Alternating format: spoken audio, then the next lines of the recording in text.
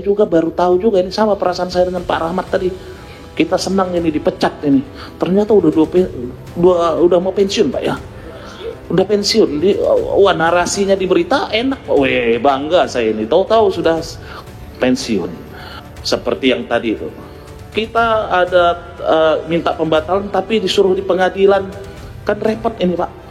Tadi rekan saya di belakang ngurus di pengadilan, ini ngurus sebidang tanah bisa hilang 2, 3, 4 bidang tanah. Kalau ada cerita tentang konflik agraria, konflik yang melibatkan warnanya seperti apa, bentuknya, modusnya seperti apapun, itu pasti di otak saya ini langsung mengatakan, oh ini pasti BPN yang masalah gitu. Baik, terima kasih pimpinan yang saya hormati, rekan-rekan dan BPN dan jajarannya, Bu Rizka, Kantah, dan semua asosiasi dan advokasi yang saya sangat banggakan dan sangat banyak saya hormati begitu Pak. Jadi saya begini ingin menyampaikan beberapa hal, Bapak Ibu. Saya ingin menegaskan di Komisi 2 ini ada 42 anggota komisi, dan saya paham betul kita punya keresahan dan perasaan yang sama seperti Bapak ceritakan tadi, dan tidak ada satupun yang mungkin pro terhadap apa itu yang kita sebut tadi oligarki, orang yang merampas hak-hak masyarakat. Jadi ini perlu saya tegaskan. Nah, ada beberapa hal, ini kita memang setiap hari Selasa begini kita mengadakan diskusi penerimaan aduan masyarakat sini. Dan masalah-masalah yang ada di ATR BPN ini memang selalu skalanya itu warnanya berbeda-beda, tapi selalu keluhannya sama, bahwa susah bagi saya pribadi. Ini saya sedikit curhat saja ini Pak ya. Kalau ada cerita tentang konflik agraria, konflik yang melibatkan warnanya seperti apa, bentuknya, modusnya seperti apapun, itu pasti di otak saya ini langsung mengatakan, oh ini pasti BPN yang masalah gitu loh. Karena apa? Karena gini, saya tidak mau mengarang cerita, karena skala masalah-masalah seperti ini, konflik agraria itu udah nasional Pak. 42 anggota DPR di sini, semua dapilnya ada masalah Pak.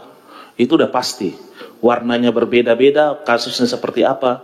Yang paling, saya juga di forum ini juga kita anggota ini sama seperti Pak Rahmat tadi, menegaskan, menteri juga mengatakan bahwa BPN ini bagian dari mafia tanah itu sendiri gitu loh. Jadi perlu saya tegaskan, susah bagi saya Pak untuk berhusnuzon, untuk berpraduga tak bersalah. Kalau ada masalah konflik agraria ini, oh BPN, tanpa perlu identifikasi dulu lebih dalam bagaimana. Ini langsung di otak saya, ini pasti BPN ini, begitu. Sekarang yang narasi yang ada seperti itu. Tapi saya minta maaf, ini saya sampaikan karena gini Pak, ini akan setiap kasus-kasus begini, pengaduan-pengaduan, tapi yang saya lihat memang di BPN ini ada masalah yang sangat serius, yang ini menjadi tesis saya lah, bahwa kenapa begitu maraknya masalah konflik agraria ini muaranya di oknum-oknum BPN ini, karena tidak adanya ketegasan sanksi hukum pidana terhadap orang-orang BPN yang melakukan kesalahan gitu Pak. Maladministrasi itu bisa dipidana itu Pak. Materi yang yuridis, faktor-faktor yang itu bisa kita contoh ini Pak. Di negara maju Singapura, Jepang, ini kalau ada lembaga negara menetapkan sebuah sebidang tanah milik si A, ketika dia digugat, misalnya digugat oleh orang lain dan dia kalah di pengadilan, negara wajib mengganti rugi terhadap si A tadi. Karena apa? Prinsipnya bahwa sama seperti PTSL itu Pak. Apa sih prinsipnya itu? Negara hadir memberikan perlindungan hak dan kepastian hukum terhadap kepemilikan tanah itu. Yang lucunya tadi seperti Bapak sampaikan tadi, bahwa kalau ada orang berperkara ini, ada satu bidang tanah dimiliki oleh si A dan si B. Ada dua, satu bidang tanah, ada dua pemilikan. Yang disuruh berperkara di pengadilan, dua-duanya harusnya, ini yang harus dituntut, ini prosedur Pak, ini logika saya, ini logika berpikir saya. Sebelum ini ditetapkan, satu bidang tanah ini punya si A. Ketika ada si B mengusulkan, oh itu tanah saya. Harusnya BPN ini mengkonfirmasi, cek dulu. Ketika betul-betul secara validasi fakta, itu benar milik si B, jangan langsung ditetapkan. Konfirmasi dulu si A ini, oh ternyata ini milik si A, si B. Kalau bisa di keberatan si A tadi, dia tuntut di pengadilan, lawan dulu ini BPN dengan si A ini. Bagaimana putusannya di pengadilan? Ketika terbukti si A ini dibatalkan, bukan punya, baru ditetapkan si B. Nah, ini kan lucu gitu nih Pak. Satu bidang bisa si A, si B, si C yang milik satu bidang aja. Ini sudah ada maladministrasi dan ini terjadi masif seperti yang tadi itu. Kita ada minta pembatalan tapi disuruh di pengadilan, kan repot ini Pak. Tadi rekan saya di belakang ngurus di pengadilan, ini ngurus sebidang tanah bisa hilang 2, 3, 4 bidang tanah. Kan itu gawat ini Pak. Jadi, tapi harapannya mudah-mudahan ini tadi teman saya, rekan saya tadi Pak Giri juga sampaikan, BPN ini kembali ke jalan yang benar Pak, supaya marwahnya dibangkitkan kembali. Saya terus terang Pak, pribadi saya ini tidak lahir dari keluarga yang punya privilege, dari keluarga yang sederhana. Jeritan-jeritan teman-teman saudara-saudara kita ini saya sadari Pak, apalagi saya dapil IKN Kalimantan Timur Pak. Itu pembebasan lahan sana luar biasa masalah Pak. Ada yang lucu lagi nih, dia sengketa dan keberatan mengajukan di pengadilan negeri, sudah dimenangkan masyarakat ini. BPN-nya naik lagi di pengadilan tinggi, padahal udah dimenangkan.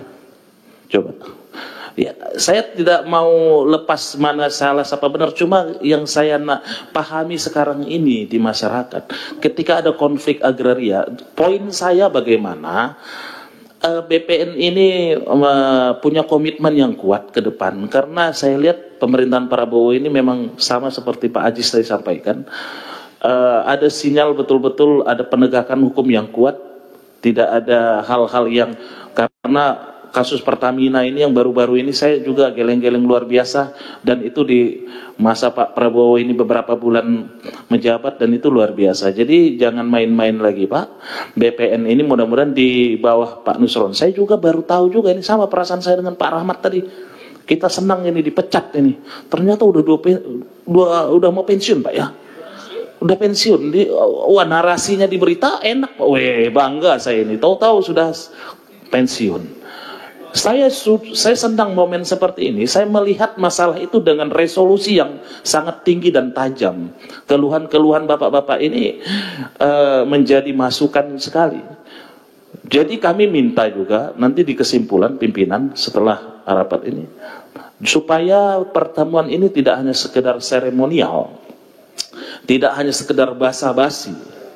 Betul ada langkah-langkah konkret, rekomendasi apa yang kita keluarkan dari pertemuan ini.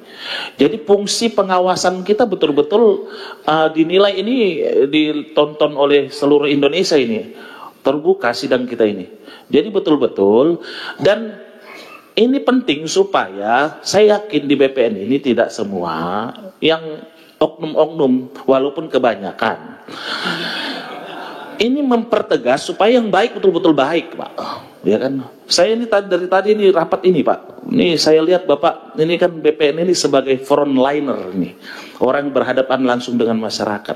Saya seperti petugas maskapai bandara yang delay 2 jam 3 jam dimarah-marahin tuh, padahal nggak tahu apa-apa ini, misalnya contoh seperti itu tadi saya rasakan.